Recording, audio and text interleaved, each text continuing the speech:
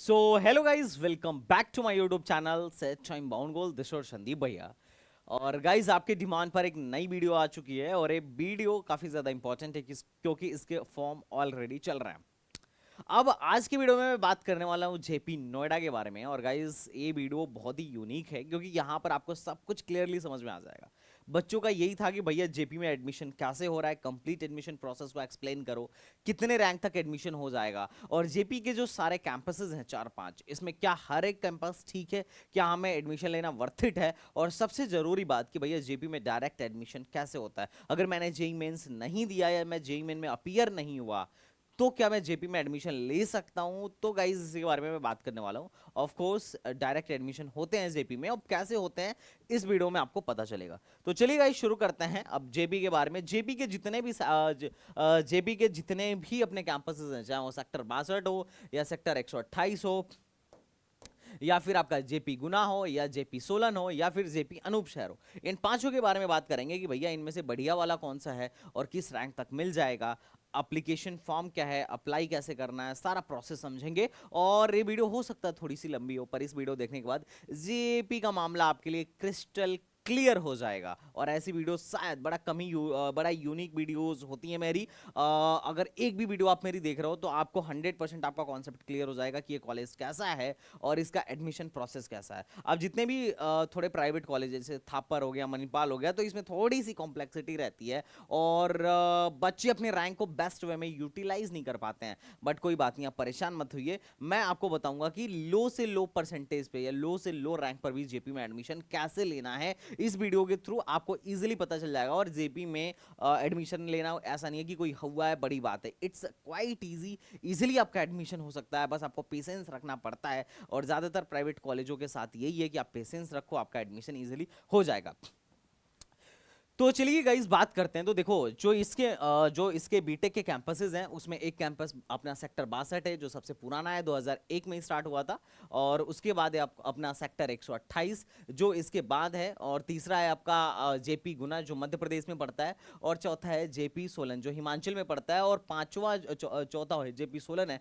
और पांचवा है जेपी अनूप शहर जो हमारे शहर अलीगढ़ के पास में ही पड़ता है। मैं एक दिन वहाँ जाके वीडियो भी बनाया था मतलब जेपी घाट पर। तो कुछ लोग कमेंट कर रहे थे कि सर आप यहाँ गए हो क्या, तो हाँ ये वही वाला है, तो अनूप शहर है। अब देखो यहाँ जेपी में एडमिशन के 3 मोड है, पहले समझो। जेपी में एडमिशन के 3 मोड है। पहला तो आप जेई मेन से ले सकते हो, आपने जेई मेन का एग्जाम दिया और जेई मेंस के हिसाब से जेई मेन के परसेंटाइल या फिर अपने रैंक के बिहाफ पे आप जेपी में एडमिशन ले लो, कोई इशू नहीं है। ये तो आपका पहला मोड है। दूसरा मोड है कि आप 10+2 पे भी ले सकते हो। अगर आपने 12th दे रखा है, आप चूंकि या तो अपियरिंग में होगे या फिर 12th पास आउट होगे, तो 12th पास आउट या फिर अपियरिंग वाले बच्चों को भी ये बोर्ड के परसेंटेज पे लोग एडमिशन देते हैं, तो आप यहाँ से भी ले सकते हो। तीसरा है कि आपने जेई में नहीं दिया और आप डायरेक्ट एडमिशन चाहते हो तो भी हो जाता है। और अगर कोई डिप्लोमा वाला है और लेटरल एंट्री चाहता है तो भी हो जाता है।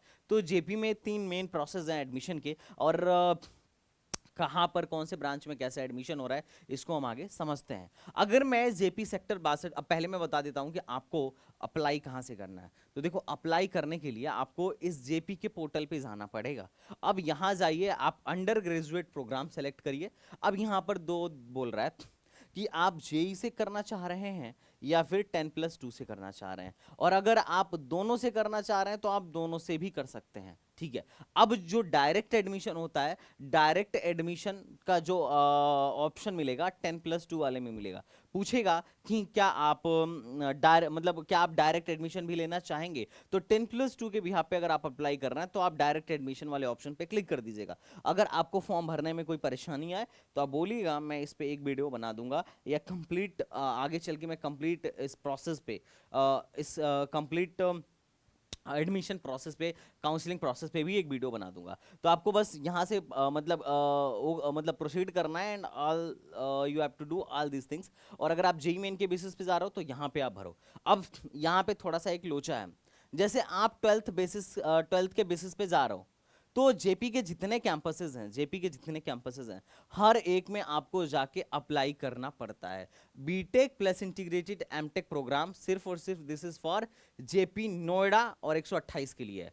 जेपी 62 और 128 का एडमिशन एक साथ होगा 10+2 के बिहाफ पे, और जेई मेन में सॉरी 10+2 के बिहाफ पे आपको जेपी 62 और 128 को एक साथ भरना पड़ेगा। बाकी जो गुना है, सोलन है, अनूप शहर है, इनके ऑफिशियल वेबसाइट पे जाके वहां से 10+2 के आधार पर अलग से अप्लाई करना पड़ेगा।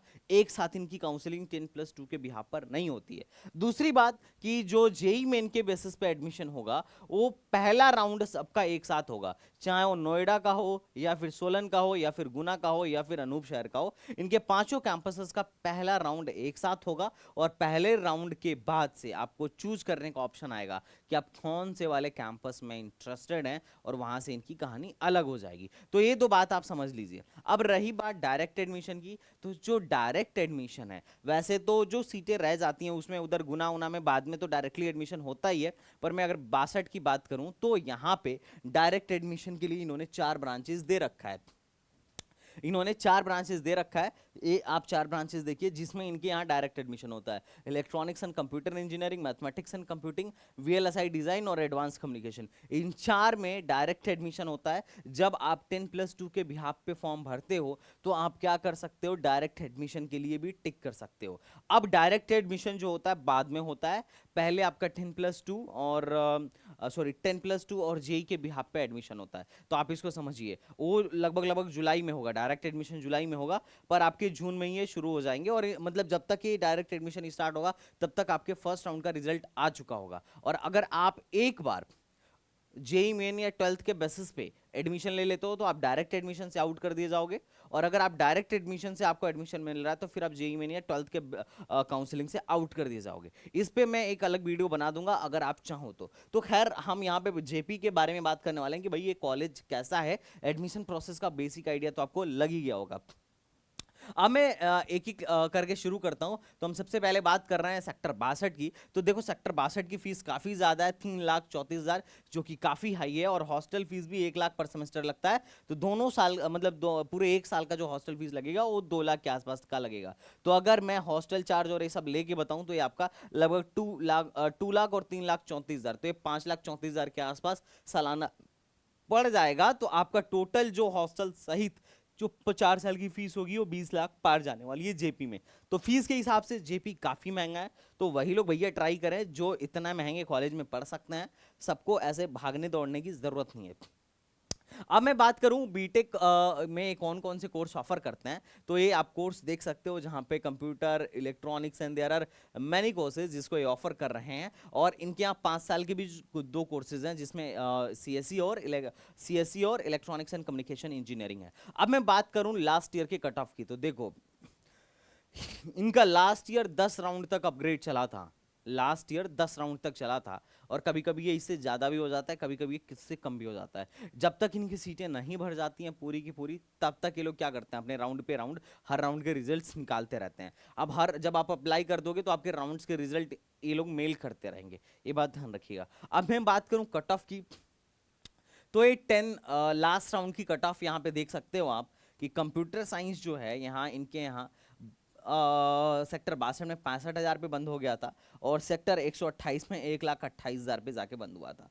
और अगर मैं ईसी की बात करूं तो 2,10,000 तक बंद हो गया था। इंफॉर्मेशन टेक्नोलॉजी 79,000 तक बंद हो गया था। और इंटीग्रेटेड जो सीएससी है 1,36,000 तक जाके बंद हुआ था 5 साल वाला। और इंटीग्रेटेड ईसी जो है 2,08,000 तक जाके बंद हुआ था। तो यहाँ अगर मैं बात करूँ ना, तो जो सबसे ज़्यादा डिमांड है जीपी की सिर्फ और सिर्फ कंप्यूटर जैसे ब्रांच में है। बाकी दूसरे ब्रांच में तो इजीली एडमिशन हो जाता है। 2 लाख रैंक तो बहुत ज़्यादा रैंक है, मतलब 12-14 लाख बच्चे भर रहे हैं, तो इसमें ये लोग 2 लाख 3 लाख रैंक तक एडमिशन दे रहे हैं। तो ये तो काफ़ी ईजी है। अच्छा एक चीज़ और कि जेपी में जो है आप यहाँ पे आपको कोर ब्रांचेस नहीं देखने को मिल रहे हैं। सीएस या फिर इलेक्ट्रॉनिक्स या फिर इंफॉर्मेशन टेक्नोलॉजी ही आपको सेक्टर 62 में देखने को मिल रहा है। और यही रीजन है कि इनका प्लेसमेंट स्टैटिक्स भी काफी सही देखने को मिल रहा है। एवरेज पैकेज अपने को 10 से 11 लाख का देखने को मिलेगा और परसेंटेज प्लेसमेंट भी काफी सही देखने को मिलेगा। कोडिंग कल्चर भी अपना ठीक देखने को मिलेगा क्योंकि कोर ब्रांचेस वगैरह यहाँ पे है भी नहीं। अब मैं बात करूँ ट्वेल्थ के परसेंटेज पे, तो ट्वेल्थ के परसेंटेज पे तो देखो कंप्यूटर साइंस में ही मारा मारी है, बाकी ब्रांच में तो इजीली एडमिशन हो गया था। 95 परसेंटेज पर 95.33 पर सेक्टर 62 की कंप्यूटर साइंस बंद हुई थी और 128 90 पे बंद हुआ था। सेक्टर 128 90% बोर्ड में जिनका था उनको सीएससी यहाँ पे मिला था। बाकी ईसी वगैरह बहुत इजीली एडमिशन हुआ था। देखो ईसी तो 63% पे, बोर्ड में जिसका 63% था उसका भी एडमिशन हो गया था, 128 में 67% पे भी एडमिशन हो गया था। तो ईसी वगैरह में इजीली एडमिशन हो गया था। आईटी के लिए भी मारा मारी था, इंफॉर्मेशन टेक्नोलॉजी 94% पे जाके बंद हुआ था और वीएलएसआई वगैरह तो 84, मतलब यहाँ से तुम कट ऑफ देख लोगे तो तुम्हें आइडिया लग जाएगा कि ठीक है सीएस आईटी इन्हीं ब्रांच की मारा मारी है। बाकी ब्रांच में तो इजीली एडमिशन यहाँ पे जेपी वेपी में हो जाता है। ठीक है, अब अगर मैं जेपी के प्लेसमेंट स्टैटिक्स की बात करूं, क्योंकि भाई यहाँ अगर हम 15 से 20 लाख 18-20 लाख खर्च कर रहे हैं 4 साल में और अगर हमें उसका रिटर्न ना मिले तो फिर 18-20 लाख खर्च करने का कोई मतलब नहीं है। क्योंकि 5 लाख में भी लोगों के 4 साल के बीटेक हो जाते हैं। मेरा तो 1 लाख के अंदर में ही बीटेक हो गया था, मैं एएमयू से पास आउट हूँ। तो हमारी फीस तो 8,000 लगती थी, तो घर वालों को तो कभी पता ही नहीं चला कि फीस भी देना होता है। ठीक है, लेकिन यहाँ पे तो घर वालों को तगड़ा पता चलेगा कि भैया फीस तगड़ी देनी होती है। जैसे ही फीस भरने का टाइम आएगा 1-2 महीने पहले से मिडिल क्लास फैमिली वाले टेंशन में आ जाते हैं कि बाबू का फीस भरना है। ठीक है, तो पहले इसको समझो। एनआईआरएफ रैंकिंग की, एनआईआरएफ डेटा के अनुसार इनके यहाँ last year number of graduated student 906 थे, जिसमें से 751 बच्चे प्लेस्ड हो गए थे और इनकी मीडियन सैलरी 8.5 थी। तो 8.5 सही मीडियन सैलरी है। अब ऑब्वियस सी बात है, जो सिर्फ और सिर्फ टॉप के ब्रांचेज ही हैं यहाँ पे, तो प्लेसमेंट हो जाता है। अब अगर मैं प्लेसमेंट स्टैटिक्स की बात करूं तो एटलांसियन ने 82% 82 LPA का पैकेज दिया था और एडोबी ने 55% 55 LPA 55 लाख पर एनम का एडोबी ने 3 ऑफर किए थे। और थर्ड हाईएस्ट पैकेज 81 का था जो माइक्रोसॉफ्ट ने 2 बच्चों को ऑफर किया था। और उसके बाद जो इनका एवरेज पैकेज निकल के आता है वो 10 से 11 लाख का निकल के आता है। अगर मैं टॉप रिक्रूटर्स की बात करूं तो that is Atlassian, Adobe, Microsoft and there are much more companies. तो ठीक है यार, सारी कंपनीज तुम्हें आईटी सेक्टर की ही देखने को मिल जाएंगी। तो ठीक है, तुम देख सकते हो। एक आध कंपनीज कोर इलेक्ट्रॉनिक्स की भी हैं और कम्युनिकेशन की भी कंपनीज हैं। तो ठीक है, कंपनीज ठीक ठाक विजिट करती हैं, कंपनीज अच्छा विजिट करती हैं। प्लेसमेंट स्टैटिक्स भी ओके ओके है, ठीक ठाक है, बढ़िया है। और अगर तुम्हारे पास पैसों की कोई दिक्कत नहीं है ना, तो मैं तो कहूँगा जेपी को definitely you can join this. पूरे एनसीआर में, चाहे वो जेएसएस हो, अमेठी हो, इन सब में, चाहे वो आपका ये शारदा हो या फिर शिवनादर हो या फिर एशआरएम हो, इन सब में सबसे बेटर मुझे अगर लग रहा है तो जेपी लग रहा है, अगर तुम्हारे पास पैसा है तो। और अगर पैसा नहीं है तो फिर तो मैं नहीं कहूँगा कि भाई तुम इतना जाके पैसे फंसाओ। ठीक है, वैसे तो कॉलेज ठीक है, you can definitely get it. अगर मैं बात करूँ कि भैया इसका प्लेसमेंट स्टैटिक्स क्या है, तो देखो ये चारों, मैं तुम्हें ये चारों कैंपस का प्लेसमेंट स्टैटिक्स का एक बार चार्ट दिखाता हूँ। सीएससी में अगर मैं बात करूँ, सीएससी में तो लगभग लगभग 90% बच्चे प्लेस्ड, 94% बच्चे प्लेस्ड हो गए थे और 450 बच्चे थे जिसमें से 591 ऑफर मिले थे। इलेक्ट्रॉनिक्स में 94% बच्चे प्लेस्ड हुए थे, आईटी में 100% बच्चे प्लेस्ड हुए थे, बायोटेक में 84% बच्चे प्लेस्ड हुए थे। ओवरऑल यहाँ से सेक्टर 62 से लगभग 94% बच्चे प्लेस्ड हो गए थे लास्ट ईयर का डेटा के अनुसार। अब एक बात ध्यान रखना, सेक्टर 62 15 एकड़ में है और सेक्टर 128 बहुत छोटा है। तो ये सेक्टर 128 तो देखोगे तो तुम्हें लगेगा ये स्कूल है क्या, मतलब थोड़ा बहुत बड़ा, मतलब एज कम्पेयर टू अगर मैं कैंपस साइज की बात करूं काफ़ी छोटा है। लेकिन सेक्टर 62 और सेक्टर 128 इन दोनों का जो प्लेसमेंट होता है ना, एक कंबाइंड प्लेसमेंट होता है। ओके, अब मैं अगर बात करूं ना सोलन में, तो सोलन में देखो सिविल विविल का तो प्लेसमेंट है ही नहीं, 28%, बायोटेक का 58%, ईसी का 70%, सीएससी का इन लोगों ने दिखा रखा है 89% और इंफॉर्मेशन टेक्नोलॉजी का 80%। इनके यहाँ पार्टिसिपेटिंग बच्चे 40 थे जिसमें से 32 बच्चे प्लेस्ड हुए। सीएससी में 217 में से 193 बच्चे प्लेस्ड हुए। तो परसेंटेज प्लेसमेंट तो कंप्यूटर साइंस में फिर भी ठीक है, ओके ओके है, बट बाकी ब्रांचेस में परसेंटेज प्लेसमेंट उतना अच्छा नहीं है। तो देखो सिविल विल के लिए अगर तुम जेपीओपी जा रहे हो और तुम्हें प्लेसमेंट चाहिए, तो मैं तो कभी कहूंगा ही नहीं कि तुम एक और ब्रांच के लिए कभी जेपी लो, क्योंकि उतना रिटर्न है ही नहीं। रिटर्न ऑफ इन्वेस्टमेंट के हिसाब से इसके जो कैंपसेस हैं बिल्कुल भी ठीक नहीं है अगर तुम कोर ब्रांच में जा रहे हो। सीएस के लिए लोग सोच सकते हैं, पर फिर भी जितना पैसा तुम लगा रहे हो ना, उतने में मैं कहूंगा थोड़ा सा बेटर देखो या कोई और ऑप्शन देख लो। अगर ना मिले तो फिर तुम सीएस ही ले सकते हो, क्योंकि भाई साहब फीस तो महंगी है। अगर मैं बात करूं जेपी गुना की, तो जेपी गुना इसका कैंपस एरिया थोड़ा सा बड़ा है, 125 एकड़ का है। अगर कंप्यूटर साइंस की बात की जाए तो 90% बच्चे प्लेस्ड हुए थे। ईसी में मात्र 50% प्लेसमेंट हुए थे, मैकेनिकल में 50, सिविल में 20 और केमिकल में 67%। ओवरऑल 85% बच्चे प्लेस्ड हुए थे। तो सीएससी के अलावा कुछ लेने में कोई यहाँ कोई फायदा नहीं है मेरे हिसाब से, कोई फायदा नहीं है। अगर तुम इतना पैसे दे रहे हो और तुम इन ब्रांचेस में जा रहे हो तो कोई फायदा ही नहीं है। इससे बढ़िया तो फिर तुम किसी गवर्नमेंट कॉलेज को टारगेट करो ठीक है, या फिर और भी इस परसेंटाइल पे, जिस परसेंटाइल पे मिल रहे हैं, और भी बहुत सारे ऑप्शंस होते हैं जिसे तुम टारगेट कर सकते हो। सेक्टर 62 मिल रहा है, नो डाउट जाओ, और सेक्टर 62 में वैसे भी कोर ब्रांच है ही नहीं, तो सेक्टर 62 का प्लेसमेंट वैसे ही अच्छा है। और 128 में भी कोर ब्रांच नहीं है, तो वहाँ पे भी प्लेसमेंट काफ़ी सही है। तो ये रहा तुम्हारा एक प्लेसमेंट स्टैटिक्स, जिसमें मैं तुम्हें लगभग चारों कैंपस का आइडिया दे दिया। अब 62 और 128 का जो प्लेसमेंट स्टैटिक्स है वो लगभग लगभग सेम है। अब अगर मैं बात करूं ना, अगर मैं बात करूं स्कॉलरशिप के बारे में, तो देखो यहाँ पे काफ़ी सारी स्कॉलरशिप आपको मतलब बोर्ड के बेसिस पे भी दे देते हैं, और आपको पहले साल आपको ये अगर आपके पेरेंट्स का इनकम जो है अगर 1.5 लाख से कम है, तो आपको एक स्कॉलरशिप दी जाती है। और उसके लिए एलिजिबिलिटी क्राइटेरिया आपका मतलब उसके लिए जो पॉइंट्स लिए जाते हैं, जो स्कोर कार्ड बनता है, क्योंकि मेरिट के हिसाब से होता है। 10th का परसेंट 15%, 12th का 35%, और फर्स्ट ईयर में जो सेमेस्टर एग्जाम है उसका 50% लेके ये लोग क्या करते हैं कि स्कोर कार्ड बनाते हैं, और फिर उसमें से जो मेरिट जो कुछ मेरिटियस स्टूडेंट्स होते हैं उनको ये लोग क्या करते हैं कि स्कॉलरशिप प्रोवाइड करते हैं। ठीक है, अब अगर मैं, और अगर आपको फर्स्ट ईयर में स्कॉलरशिप मिल गई, तो आगे इसको कंटिन्यू करने के लिए कम से कम आपके 7 सीजीपीए रहने चाहिए। और जो यूपी गवर्नमेंट की स्कॉलरशिप वगैरह मिलती है वो तो मिलती ही है। अब मैं कुछ प्रोज एंड कॉन्स की बात करता हूँ। अगर मैं कुछ प्रोज एंड कॉन्स की बात करूँ तो ये है कि इनके कॉन्स सबसे पहले मैं बताऊंगा कि इनका फीस स्ट्रक्चर बहुत ज़्यादा हाई है, अटेंडेंस काफ़ी ज़्यादा मॉनिटरी है, कैंपस लाइफ बहुत ज़्यादा तो नहीं है, बहुत ज़्यादा अच्छा तो नहीं है जैसा कि हम इंजीनियरिंग में बहुत ज़्यादा सोचते हैं, पर फिर भी ठीक ठाक है। कैंपस एरिया बहुत ज़्यादा छोटा है, ठीक है, और कुछ बहुत ज़्यादा एक्स्ट्रा करिकुलम एक्टिविटी नहीं कराते हैं, लेकिन ओवरऑल प्लेसमेंट्स वगैरह ठीक है।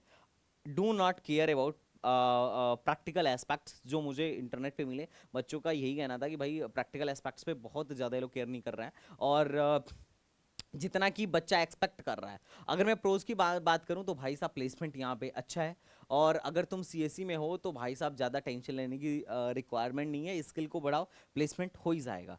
यहाँ पे बच्चों का कहना था कि फूड वगैरह जो हॉस्टल, अब जिस हिसाब से पैसे ले रहे हैं हॉस्टल के 2 लाख ले रहे हैं, बाकी जितने भी तुम्हारे जेएसएस वेसेस में हॉस्टल का मैक्सिमम फीस 1 लाख से लेके 1,25,000 लगता है, उतने में तो एसी वाले रूम भी मिल जाते हैं, तो ये सबसे ज़्यादा ले रहे हैं। तो इस हिसाब से बच्चों का कहना था कि चलो फूड वगैरह तो ठीक है। अगर मैं बात करूँ तो कि अगर आप मतलब थोड़ा बहुत भी अगर मन लगा के ध्यान लगा के पढ़ रहे हो तो ठीक ठाक मार्क्स आपकी सीपीआई अच्छी बन जाती है। ऐसा नहीं है कि मतलब उसके लिए बहुत ज़्यादा घिसना पड़ रहा है, मतलब स्कोर करना अपने इनके इंटरनल एग्जाम्स में थोड़ा इजी है। और इस अब चूंकि ये ऑटोनॉमस बॉडी है, अब जैसे एकेटिव वगैरह में क्या है कि एकेटिव जो जेएसएस वैसेस या बाकी जो कॉलेजेस हैं वो उनकी कॉपियाँ वगैरह सारा कुछ एकेटिव से संचालित होती हैं, और एकेटिव से चेक होती हैं, और एकेटिव ही पेपर बनाता है। पर यहाँ पर क्या है, खुद की यूनिवर्सिटी है, तो ये लोग खुद ही पेपर बनाते हैं, ईच एंड एवरीथिंग खुद ही देखते हैं। और लोगों का अब चूंकि ये क्या है ना कि सिटी में है, ऐसा नहीं है कि सिटी से 10 किलोमीटर 8 किलोमीटर बाहर है अदर कॉलेजों की तरफ, जो एनसीआर के हैं, तो ये सिटी में है, तो थोड़ा सा बच्चों का कहना था कि गर्ल्स वगैरह के लिए भी ये काफ़ी सेफ है। ओके, अब बात करते हैं अपना जेपी नोएडा के सेक्टर 28 की। तो इसकी फीस भी सेम है जेपी के जैसे ही है, और इसका फीस हो गई भाई 3,34,000 के तकरीबन तकरीबन है, और हॉस्टल चार्ज अब इसका 1 लाख है, सेम फीस लगता है, और ये इतना कोर्स ऑफर कर रहा है, और कैंपस एरिया सच में यार बहुत छोटा है, 6.42 एकड़, मतलब मतलब 6.5 एकड़ का भी नहीं है भाई, इतना छोटा कैंपस एरिया, स्कूल वाली फीलिंग आएगी तुम्हें। इस्टेब्लिश जो हुई थी 2009 में, इसको इस्टेब्लिश किया गया था। और एक चीज तुम्हें मैं बता देता हूँ कि इनकी जो रैंकिंग है, जो चीज मुझे और बताना चाहिए था एनआईआरएफ में, हर साल घटती जा रही है। पहले 2021 में 94 थी, 94 थी, 2022 में भी इतनी हुई, और 2023 में इससे घट के और 100, मतलब 100 से लेके 150 वाली बैंड में पहुंच गई। तो इसकी रैंकिंग जो है डिक्रीज कर रही है। अगर मैं बात करूं तो ये वाली कोर्सेज ये लोग ऑफर करते हैं, और इनका क्लोजिंग रैंक तुम देख सकते हो, जो कि मैं तुम्हें पहले ही क्या कर चुका हूं, बता चुका हूं पहले फर्स्ट वाले पीडीएफ में ही। तो लास्ट ईयर जो 10th राउंड का कट ऑफ है, लास्ट राउंड का कट ऑफ है पिछले साल का, और मेरिट बेसिस 12th, मतलब 10th के मेरिट पर ये लास्ट राउंड का कट ऑफ है। अब प्लेसमेंट की अगर मैं बात करूं तो देखो, प्लेसमेंट इनका और उनका सेम है, मतलब इनका और उनका एक साथ होता है, 62 का और 128 का प्लेसमेंट एक साथ होता है। तो प्लेसमेंट स्टैटिक्स भी इसका उसी के जैसा है, और एनआईआरएफ रैंकिंग में दोनों का एनआईआरएफ डेटा एक साथ ही है। अगर मैं बात करूं जेपी गुना का, जो तीसरा अपना कैंपस है, जेपी गुना जो मध्य प्रदेश में है, तो इसकी फीस 1 लाख समथिंग है, tuition fees, this is tuition fees. और अगर मैं बाकी बात करूं, टोटल फीस इंक्लूडिंग काउंसलिंग जो पड़ेगी फर्स्ट ईयर में तुम्हारी, 1,62,000 पड़ेगी। तो इसकी फीस, गुना वगैरह की फीस काफ़ी कम है एज कम्पेयर टू सेक्टर 62। और हॉस्टल चार्ज है 80,000 पर सेमेस्टर। तो हॉस्टल चार्ज अभी भी ज़्यादा है, लेकिन अब ये तो बात सबको पता है जेपी वालों को कि जितना अब चूंकि 62 में जितना फीस ले रहे हैं, अगर इतना फीस ये लोग गुना में लेंगे तो फिर कोई आएगा ही नहीं, और इजीली यहाँ पे एडमिशन भी हो जाता है। गुना वगैरह में एडमिशन इज नॉट टफ। अगर मैं कोर्स की बात करूँ तो एक chemical engineering, civil engineering, computer engineering, ECE और मैकेनिकल इंजीनियरिंग, ये कोर्सेज ये लोग ऑफर करते हैं, और ये अभी अभी बना है, 2010 में ही बना है। इसका कैंपस एरिया काफ़ी बड़ा है, और सुनने में आया कि काफ़ी बढ़िया भी है। 125 एकड़ का कैंपस एरिया है, और लगभग लगभग इतना आपका खर्चा पड़ जाएगा जेपी गुना में। अगर मैं जेपी गुना की बात करूं तो ऑलरेडी मैं बता चुका हूं, इनका एनआईआरएफ डेटा आप देख लो। एनआईआरएफ डेटा के अनुसार इनके यहाँ 352 लोग थे, जिसमें से 292 प्लेस्ड हो गए, और मीडियन सैलरी 6.25 की थी जेपी गुना की। अगर मैं बात करूं हाईएस्ट पैकेज की, तो ये लगभग लगभग 44 एलपीए अमेजॉन ने दिया था, जो कि ऑन कैंपस था, और 30 एलपीए इसने दिया था, जो 2024 का जो हाईएस्ट एलपीए था, 30 एलपीए 2024 का हाईएस्ट पैकेज था, और 2023 का हाईएस्ट पैकेज 44 एलपीए का था। और एक कुछ टॉप की कंपनीज हैं, जो ये इनके कुछ रिक्रूटर्स हैं जो यहाँ पर फ्रिक्वेंटली विजिट करते हैं, और ये प्लेसमेंट स्टैटिक्स है जो कि मैं ऑलरेडी बता चुका हूँ। सिर्फ और सिर्फ सीएस का ही प्लेसमेंट स्टैटिक्स तुम्हें बढ़िया देखने को मिलेगा। बाकी ब्रांचेज में तो कोई फ़ायदा नहीं लगता है मुझे, इतना पैसा खर्च करके जाने पर मुझे खास तौर पे कोई फ़ायदा नहीं दिख रहा है बाकी ब्रांचेस में।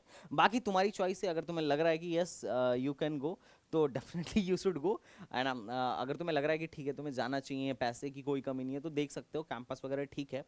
बाकी तो सीएससी के लिए ठीक है, बाकी ब्रांचेस में। और दूसरी चीज़, जो एटमॉस्फियर होता है, वो जो एक्सपोजर होता है, जो सेक्टर 62 में है, मेरे हिसाब से वो इन कैंपसेस में नहीं है अभी। तो बाकी तुम्हारी चॉइस है, बट मैं क्या कहूँ, लेकिन हाँ सेक्टर 62 ठीक है, you can go there definitely. और अब हम आगे बात करते हैं अपना जेपी सोलन के बारे में। तो जेपी सोलन की जो ट्यूशन फीस है 1,49,000 है फर्स्ट सेमेस्टर की, और हॉस्टल चार्ज लगभग लगभग 80,000 के आसपास, 80,000 पर सेमेस्टर है। कैंपस एरिया उन दोनों से, मतलब 62 और 128 से बड़ा है, 25 एकड़ का इनका कैंपस एरिया है, और इसको इस्टेब्लिश किया गया था 2002 में। अब मैं अगर बात करूं तो फर्स्ट ईयर में फीस लगती है आपकी 2,98,000, सेकेंड ईयर में फीस लगती है 3,13,000, थर्ड ईयर में फीस लगती है 3,29,000, और फाइनल ईयर की फीस है 3,45,000। ये कोर्सेज ऑफर करते हैं, these are the course offered. ये कुछ कोर्सेज हैं जो ये लोग ऑफर करते हैं, काफ़ी ज़्यादा कोर्सेज हैं। अब अगर मैं इनके प्लेसमेंट स्टैटिक्स की बात करूं तो इनका कहना था कि भैया हमारे यहाँ की मीडियन सैलरी 7 लाख के आसपास, 7 लाख है, मीन सैलरी 7 लाख है, मीडियन सैलरी 6.5 लाख है, हाईएस्ट सैलरी 44 लाख है जो अमेजॉन ने दिया था, और सेकंड हाईएस्ट सैलरी जो है 20 लाख है। मतलब 44 लाख को अगर तुम हटा दो तो इनके यहाँ जो हाईएस्ट सैलरी है वो 20 लाख है, क्योंकि एक ही बच्चे को मिला है जो 44 एलपीए का मिला था। अगर मैं सीएससी की बात करूँ तो देखो 217 में से लगभग लगभग 203 बच्चे को ऑफर आया था, और 94% बच्चे प्लेस्ड हो गए थे। और सिर्फ सीएससी ऐसा है जहाँ पे प्लेसमेंट अच्छा है, बाकी इसी में तो कुछ खास प्लेसमेंट नहीं है। आईटी में 85% का प्लेसमेंट है, तुम इसे भी कंसीडर कर सकते हो। 40 लोगों में से 34 बच्चे प्लेस्ड हो गए थे। बायोटेक्नोलॉजी का प्लेसमेंट ठीक नहीं है। सिविल तो मेरे हिसाब से प्लेसमेंट के लिए अगर तुम जा रहे हो तो जाना ही मत।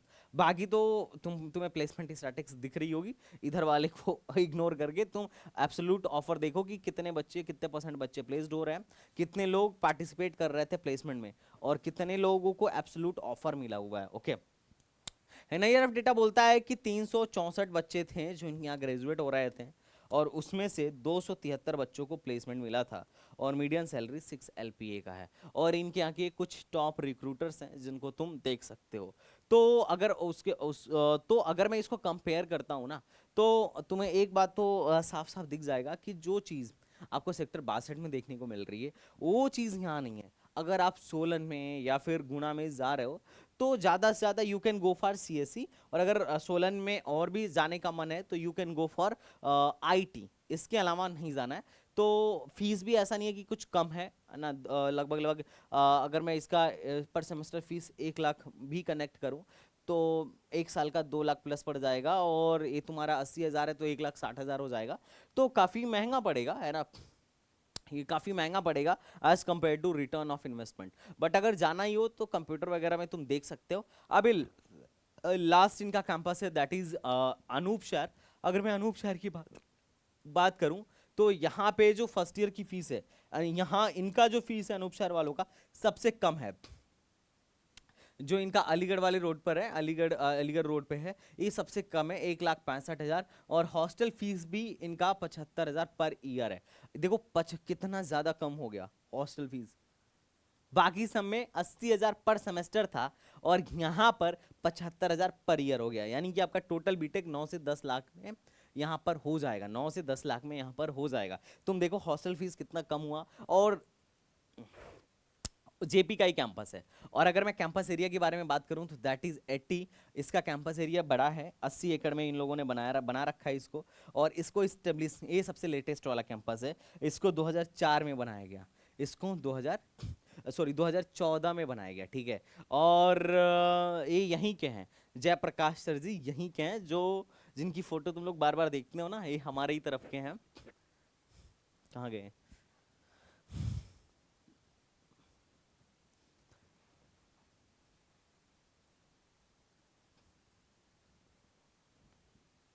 जब भी तुम लोग ओपन करते होगे तो इनकी फोटो आती होगी।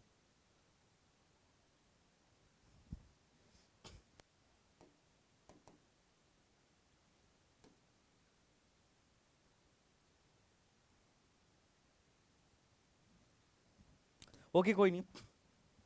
तो ये जो फोटो थी ना, जो जयप्रकाश सर थे वो यहीं के हैं, अनूप शहर के साइड के ही हैं। ओके, तो अगर मैं कोर्स ऑफर की बात करूं तो दैट इज जो कोर्स यहाँ पर ऑफर हुआ है, ये यहाँ पे सीएससी, आईटी, ईसी और सिविल ऑफर होता है। और फीस के मामले में काफ़ी ये तुम्हें डाउन दिख रहा होगा, बट फिर भी 1,65,000 काफ़ी ज़्यादा फीस है। अब जेपी अनूप शहर में पढ़ने के बजाय मैं तुम्हें सजेस्ट करूंगा कि भैया तुम नोएडा गाजियाबाद के किसी ठीक ठाक कॉलेज में पढ़ लेना as compare to JP Anupshahr. I am not saying कि JP Anupshahr is not a good, ठीक है, लेकिन फिर भी रिटर्न ऑफ इन्वेस्टमेंट के हिसाब से मैं तुम्हें सजेस्ट कर रहा हूँ। अगर मैं हाईएस्ट पैकेज की बात करूँ तो दैट इज 32 एलपीए, और एवरेज पैकेज की बात करूँ तो दैट इज 6 एलपीए।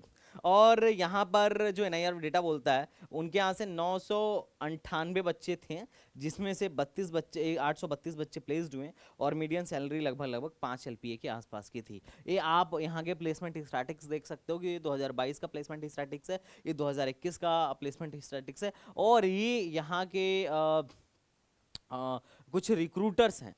तो अगर तुम रिक्रूटर्स वगैरह को थोड़ा सा एक बार जरूर ध्यान से देखना, ठीक है। और अगर मैं कुल मिला जुला के बात करूं कि भैया हमें जेपी में जाना चाहिए या नहीं जाना चाहिए, तो मेरा एक ही तुम्हें सजेशन है कि डेफिनेटली अगर पैसों की कोई दिक्कत नहीं है तो बिल्कुल जेपी में जाओ, लेकिन हमारी फर्स्ट प्रियोरिटी सेक्टर 62 होनी चाहिए। नहीं मिल रहा है तो सेक्टर 28 होनी चाहिए, और अगर कुछ नहीं मिल रहा है, बहुत लो लो लो लो सिचुएशन है, तो then you can go for Guna and Solan, and after that you can go for Anupshahr. Anupshahr तो मैं सजेस्ट नहीं करूंगा, रिटर्न ऑफ इन्वेस्टमेंट हालांकि फीस कम है, बट फिर भी I would not like to suggest you. बाकी खैर तुम्हारी चॉइस है। और अगर तुम गुना और सोलन में भी जा रहे हो तो रिटर्न ऑफ इन्वेस्टमेंट के हिसाब से बोलूंगा कि भाई तुम पहले दूसरे इससे बेटर कॉलेजेस देखो जो इसी लेवल के हों, इससे अगर बेटर भी ना मिले तो इस लेवल के हों, और फीस इससे कम हो। बहुत सारे हैं, जैसे जैसे बहुत सारे कॉलेजेस हैं जो फीस लगभग इन्हीं लेवल का है, मतलब कॉलेज जो है ऐसे ही है, पर फीस इनसे आधा है, मतलब आधा है। तो you can go for that, मतलब हमें रिटर्न ऑफ इन्वेस्टमेंट जैसे फैक्टर को भी, आरओआई को भी हमें कंसीडर करके चलना है, सिर्फ बड़ी ब्रांड के पीछे नहीं भागना है। बाकी तो हमारा जो है वो है ही कि भाई सेक्टर बाय मिल रहा है तो डेफिनेटली यू कैन गो। तो और अगर कभी तुम्हें लेना हो तो कोर ब्रांचेस तो मैं कहूँगा कि ना ही लो तो ज़्यादा बेहतर है, अगर तुम प्लेसमेंट के लिए जा रहे हो तो। बाकी चीज़ों के लिए जा रहे हो तो ठीक है, जा सकते हो, इट्स योर चॉइस। तो JP is no doubt it's a very good college और काफ़ी शानदार है, मुझे तो सही लगता है। अगर आपको 62 में एडमिशन मिल रहा है तो डेफिनेटली यू कैन गो, अगर आप थोड़े से फाइनेंशियली स्टेबल हो तो। ओके गाइज, तो आई होप आपको मैं जो कहना चाह रहा हूँ क्लियरली आपको समझ में आ गया होगा, और अगर वीडियो में कुछ गलती हो गई हो तो भाई कमेंट बॉक्स में बता देना, एंड सॉरी फॉर दैट। बाकी अगर आपको वीडियो सही लगी हो तो लाइक शेयर एंड सब्सक्राइब कर दीजिएगा, और नेक्स्ट बताइए कौन से वीडियो कौन से कॉलेज के बारे में एक डिटेल वीडियो आपको बना के दी जाए। तो I hope you are getting my point. तो चलिए मिलते हैं नेक्स्ट वीडियो में, तब तक के लिए बाय बाय, टाटा, जय हिंद।